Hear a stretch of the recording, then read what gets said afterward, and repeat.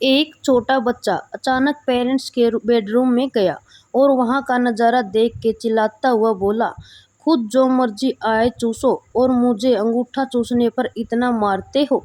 समझ रहे हो? समझ रहे हो आप? समझ रहे हो ना? डॉक्टर, जोर से सांस लीजिए, लंबी सांस और लंबी। तभी आवाज आई, खटाक। डॉक्टर, ओ लगता है आपकी रीढ़ की हड्डी टूट गई। महिला, चुप करो जी, मेरी बरा का हुक टूट गया है।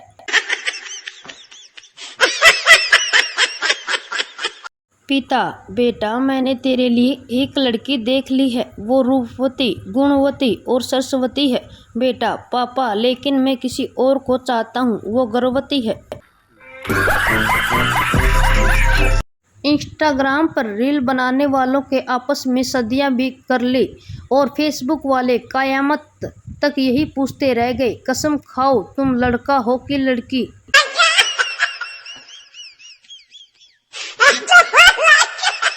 बस में एक आदमी अपने 9 बच्चों के साथ जा रहा था।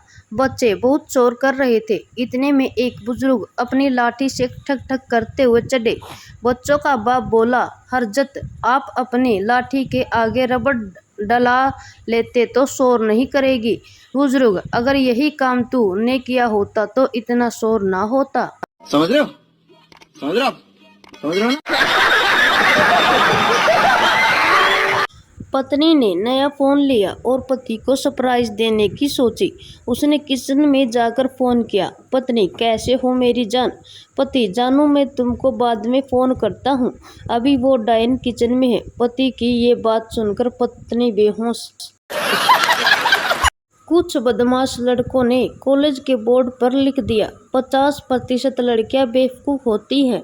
लड़कियों ने यह देखा तो उन्हें बहुत बुरा लगा। उन्होंने कॉलेज में हंगामा खड़ा कर दिया। कॉलेज प्रबंधन ने तुरंत उस नोटिस को निकलवाया और उसकी जगह नया नोटिस लगवाया, 50% लड़कियां बेवकूफ़ नहीं होती। तब जाकर लड़कियों का गुस्सा शांत हुआ।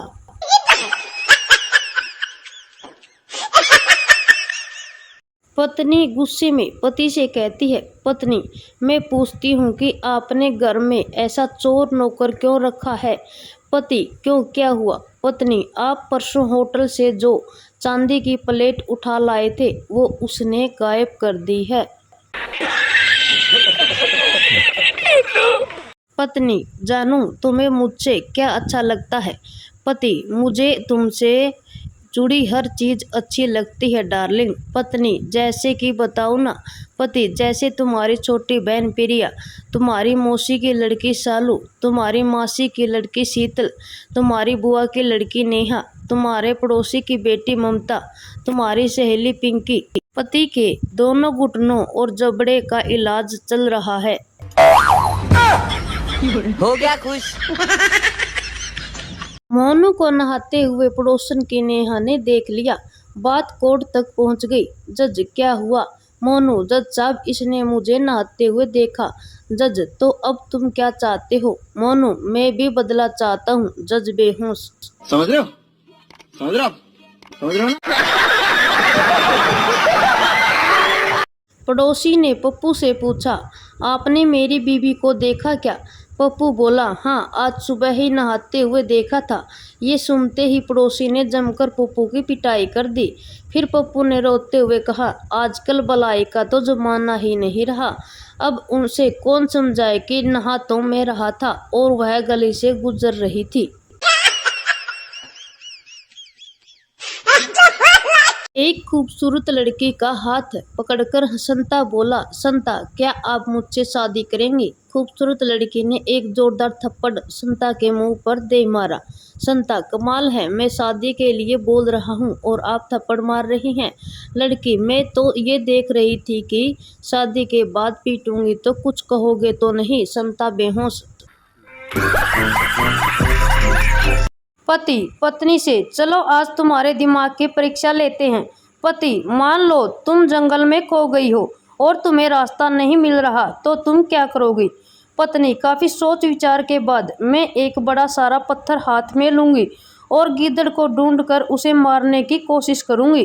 पति उससे क्या होगा? पत्नी वह अपनी मौत को करीब से देखकर शहर की तरफ भागेगा। पति तो पत्नी मेरे पिताजी कहते हैं कि जब गिद्दड़ की मौत आती है तो वह शहर की तरफ भागता है। इस प्रकार मुझे शहर का रास्ता मिल जाएगा और घर में आ जाऊंगी। पति ने अपनी सारी डिग्री फाड़ कर फेंक दी। हो गया खुश। एक औरत अपने पति के बॉस के साथ रोमांस कर रही थी। तभी अचानक उसके पति का फोन आया।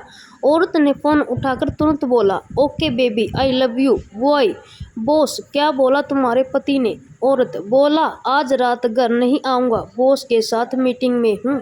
समझ रहे हो? समझ रहे हो? समझ रहे हो ना? पप्पू ने अपने दोस्त गप्पू से पूछा, यार मेरी टीपी बहुत पुरानी हो गई है, बदल लूं क्या? पप्पू की सीधी सादी पत्नी ने पूछा, ये डीपी क्या होती है? गप्पू ने बोल दिया, डीपी यानी कि धर्मपत्नी। कहकर गप्पू वहां से भाग गया। अब पप्पू अस्पताल में भर्ती है। पप्पू, यार कल शाम को भाभी तुझे इतना क्यों मार रही थी? गप्पू, क्या बताऊं, सरकारी नौकरी करते करते मेरा भी दिमाग खराब हो गया है। पप्पू, लेकिन हुआ क्या? गप्पू, कल गर्लफ्रेंड को लेटर लिखा और प्रतिलिपि सूचनार्थ एवं आवश्यक कार्रवाई हेतु पत्नी को भी भेज दी। राहुल गांधी जी ने गर्भवती महिलाओं को 6,000 रुपए की सहायता देने की घोषणा की। और इधर गांव में साली, जीजा जी हमने जूते छिपा दिए हैं, अब आप क्या करोगे? जीजा, जूते वापस दे दो, अब तुम तो मेरी अच्छी साली हो। साली, नहीं मैं तो 3,000 रुपये लूंगी। जीजा का दोस्त, 3,000 का क्या करोगी? बोलो तो सरकार से 6,000 रुपये दिलवा दूंगा।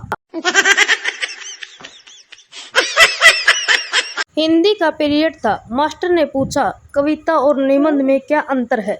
स्टूडेंट, प्रेमिका के मुंह से निकला एक शब्द भी कविता होता है और पत्नी का एक ही शब्द निबंध के समान होता है। मास्टर के आंख में आंसू आ गए, गला भर आया। उन्होंने उस लड़के को क्लास का मॉनिटर बनाया। 3 लोगों को फांसी की सजा दे रहे थे। पहले को जैसे ही लटकाया तो फंदा खुल गया और वो नीचे पानी में गिर गया और तैरकर बाहर आ गया। दूसरे को भी जैसे ही लटकाया तो उसका भी फंदा खुल गया और वो भी तैरकर बाहर आ गया। जल्लाद से संता जोर से बोला, ओए बेसाले, फंदा ठीक से टाइट करना, मुझे तैरना नहीं आता। पति शाम को बहुत उदास होकर घर लौटा। पत्नी, क्या हुआ जी?